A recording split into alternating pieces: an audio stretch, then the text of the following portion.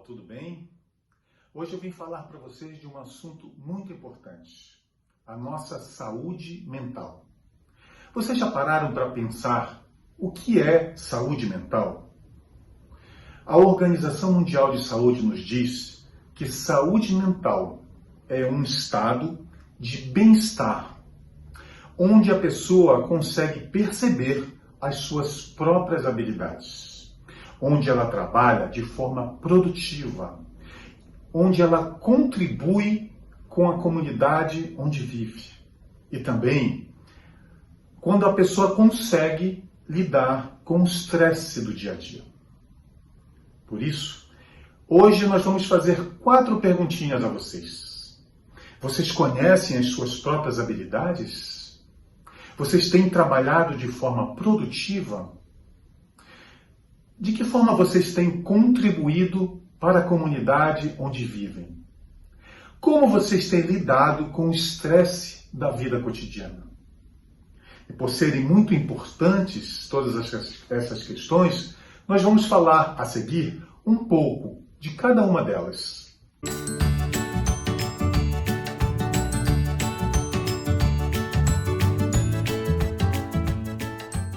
Quais são as suas habilidades?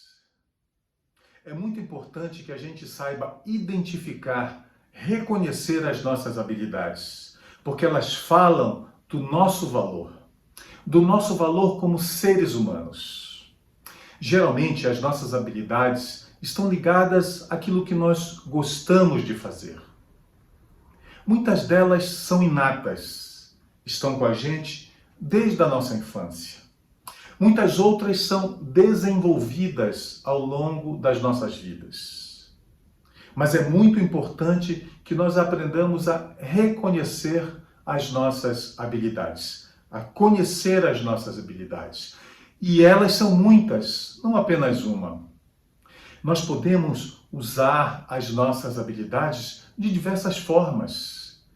Nós podemos usar as nossas habilidades para o nosso sustento, para ajudar aqueles que amamos, para ajudar a nossa família, para ser útil à sociedade, à coletividade, à comunidade onde nós vivemos, para ajudar a transformar, a melhorar essa comunidade.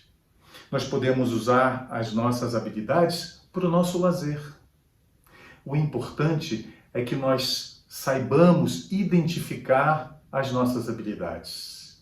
E a usemos sempre. É muito importante que nós consigamos desenvolver as nossas habilidades, mesmo aquelas que são inatas, que estão com a gente desde a nossa infância. É importante desenvolver essas habilidades pelo uso e pela prática e pelo treino delas, para que elas sejam úteis para nós e para todos aqueles que nos cercam.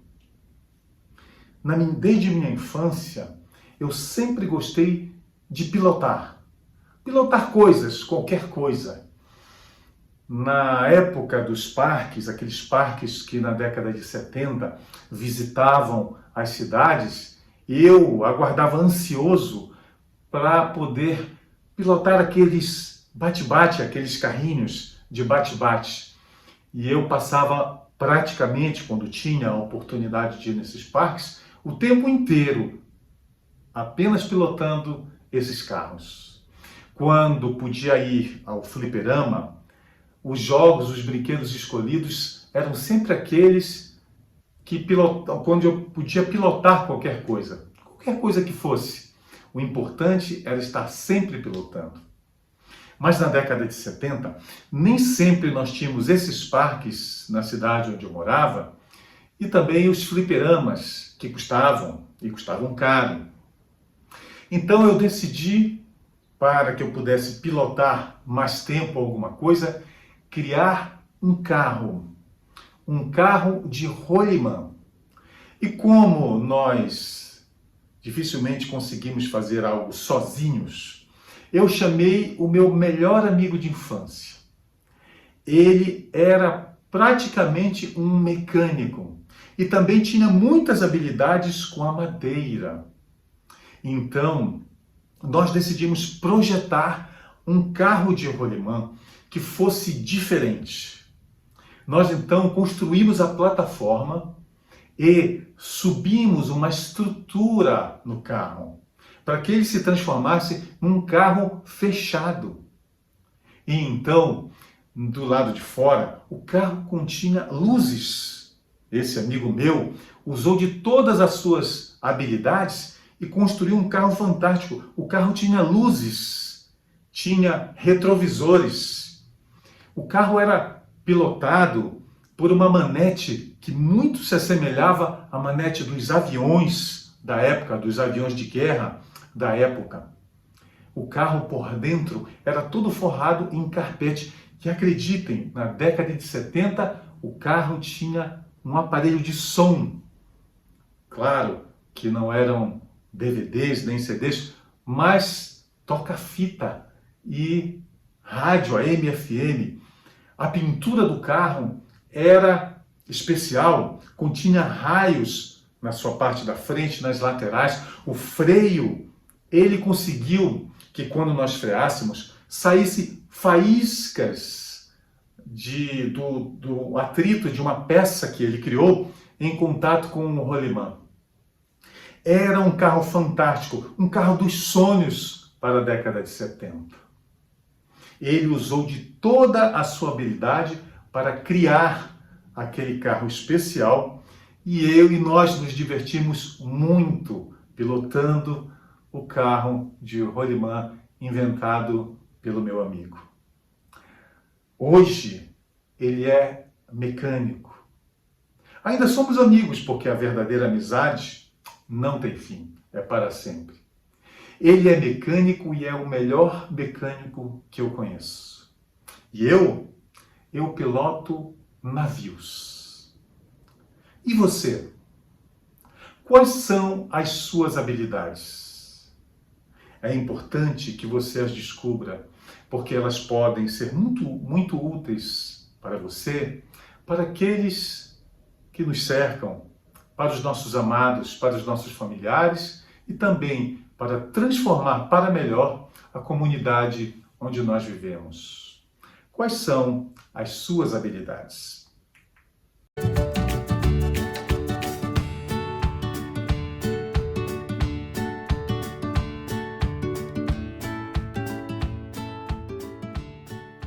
O que eu tenho feito para contribuir com a comunidade onde vivo? E se eu ainda não contribuo, de que forma eu poderia contribuir? Uma vez descoberta, uma vez identificadas as nossas habilidades, nós sempre poderemos contribuir. Desde as tarefas mais simples até as mais complexas. Cozinhar para quem não tenha o que comer. Costurar para quem não tenha o que vestir. Capinar a nossa rua, para que ela fique mais bonita. Plantar para que a nossa rua tenha flores e se torne mais bela e mais perfumadas.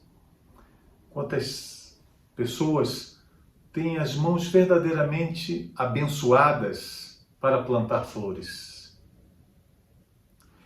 Nós podemos administrar ou contribuir com a administração de alguma instituição importante para o nosso bairro, para a nossa comunidade.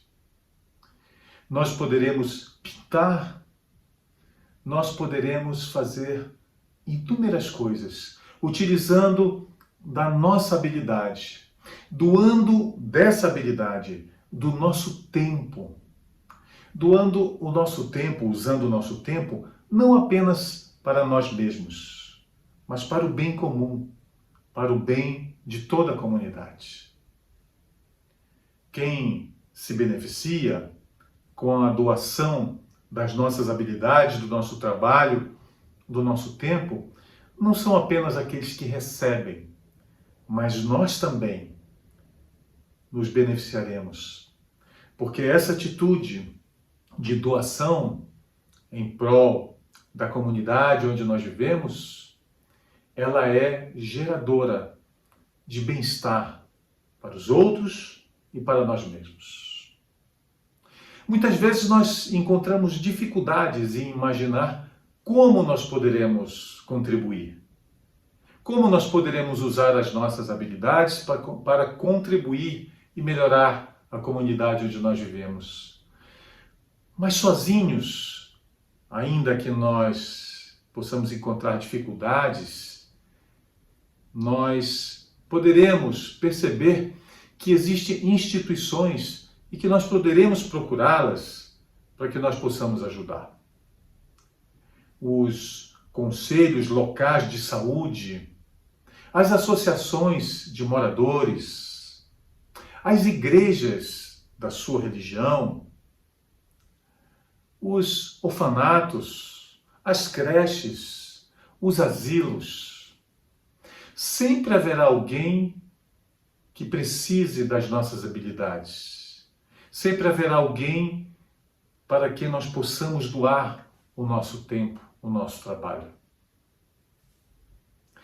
Há algum tempo atrás, fazendo essa busca de como eu poderia contribuir com a comunidade onde eu vivo, fazendo aquilo que eu goste, fazendo aquilo que eu tenha habilidade, eu percebi que na cidade onde eu moro não havia navios, que é o que eu faço, é a minha profissão.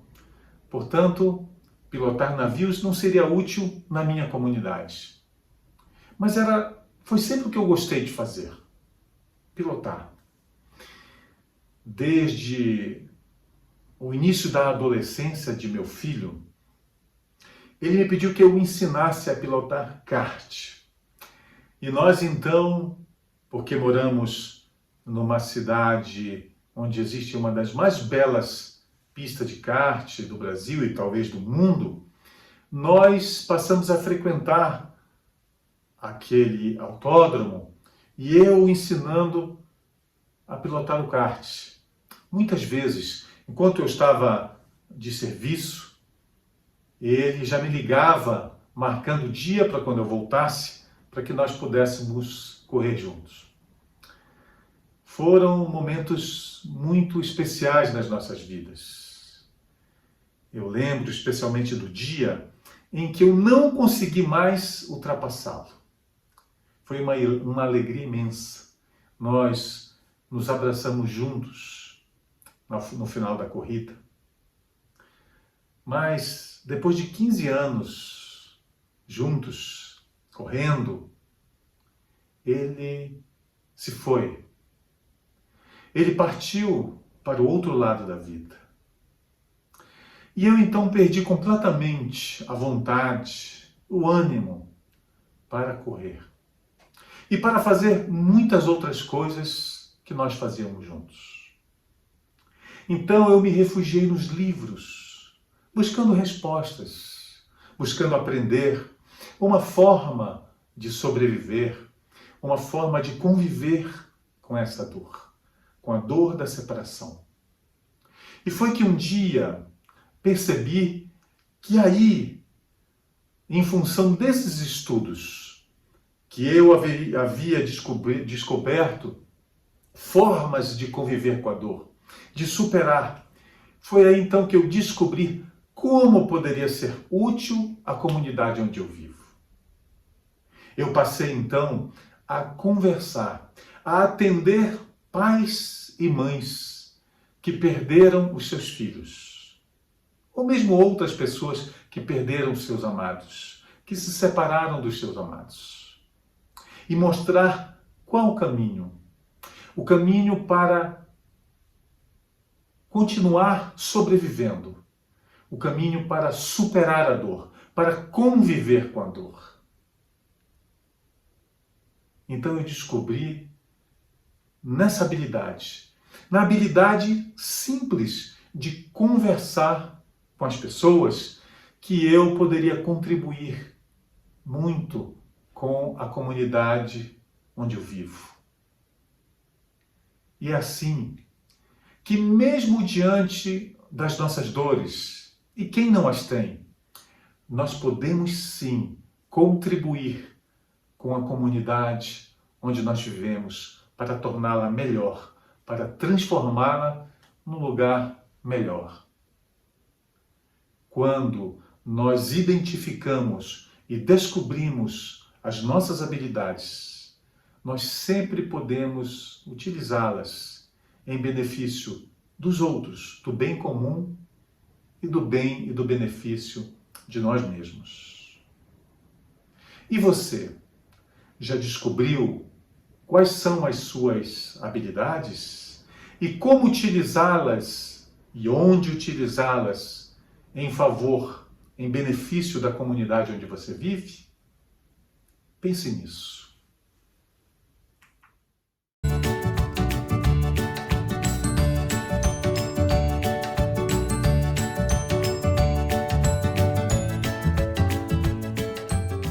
Bom, vamos agora ao terceiro e ao quarto pontos, que seriam: eu tenho sido produtivo no trabalho?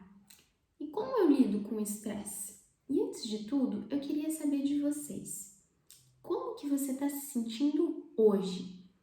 Tá cansado? Sente falta de energia? Não consegue fazer as coisas que antes conseguia fazer? Tá triste? Tem vontade de chorar com frequência?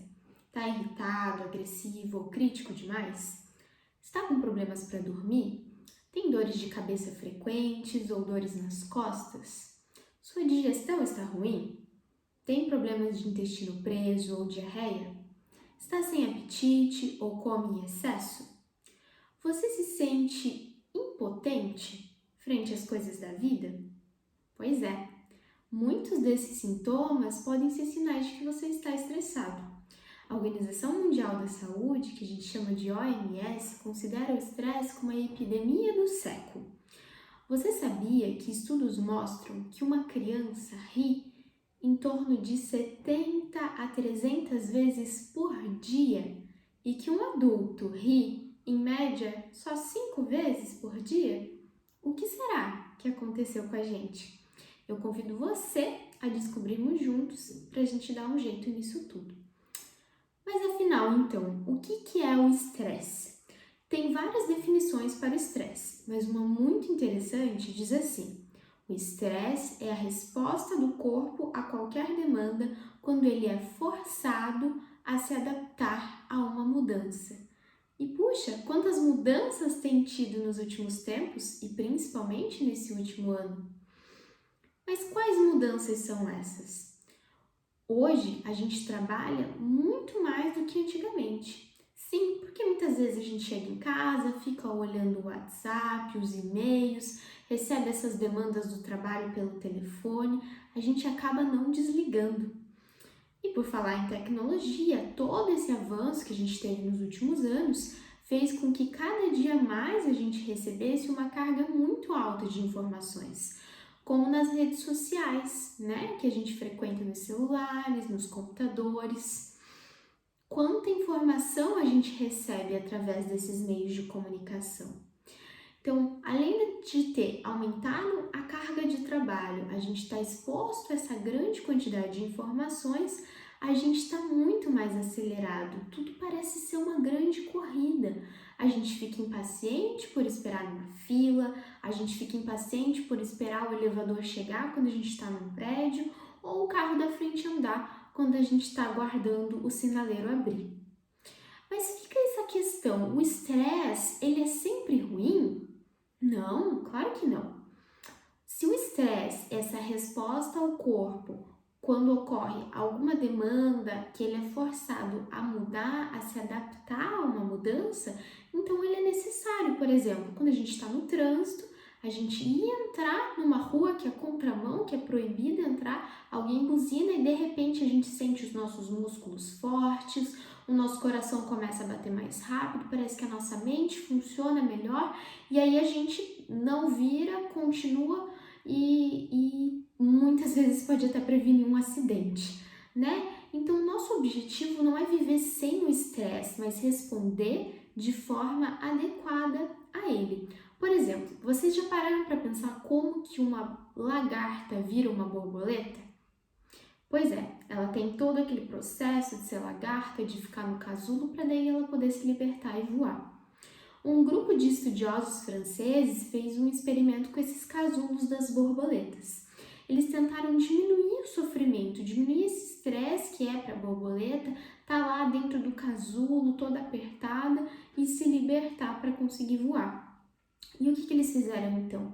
Enquanto as lagartas estavam lá, presas, antes de virar borboleta, elas estavam ali no casulo, eles cortaram de forma bem delicada, bem fina, sem agredir o inseto que estava ali dentro, para facilitar esse processo de libertação.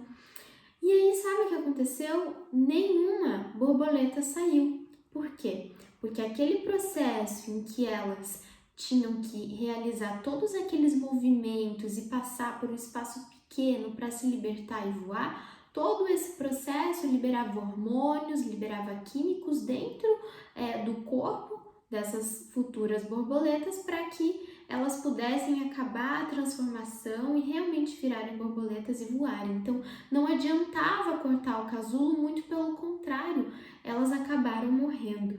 Então, aquele esforço, aquele estresse que elas passaram era necessário para que elas pudessem sair e voar. Da mesma forma, se nós não passarmos por uns apertos aqui, outros ali, a gente não vai conseguir virar borboleta. Mas então, frente a tudo isso que a gente conversou até agora, como que eu posso responder de forma mais adequada ao estresse? E aí, nesse momento, a gente tem que arregaçar as nossas mangas e trabalhar em prol de nós mesmos. O que a gente tem que fazer? A gente tem que sim cultivar essas técnicas de bem-estar que tanto estão na moda agora. Isso não é por nada. O cultivo da nossa saúde mental, para que a gente fique bem, ele exige um esforço nosso para que a gente dedique tempo para a gente mesmo.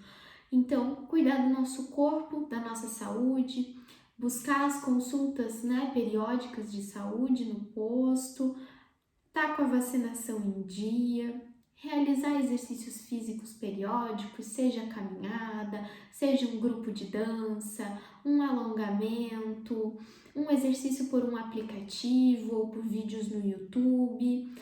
A gente precisa se organizar para a gente ter essas práticas de atividade física todos os dias. Além disso, uma outra coisa que está muito em alta agora, a questão do yoga, da meditação, que são técnicas que acalmam o corpo e também a mente. É claro, uma alimentação saudável, rica em vegetais, frutas, diminuindo as frituras. Dá mais trabalho? Dá, com certeza. Mas é como a gente conversou. Se a gente não empregar esse tempo em cuidar de nós mesmos, fica difícil da gente manter uma boa saúde mental. Abandonar hábitos prejudiciais, como beber, como fumar, como até dentro da própria alimentação, comer determinados alimentos em excesso. Todo esse conjunto de práticas de bem-estar é fundamental para o cultivo da nossa saúde mental.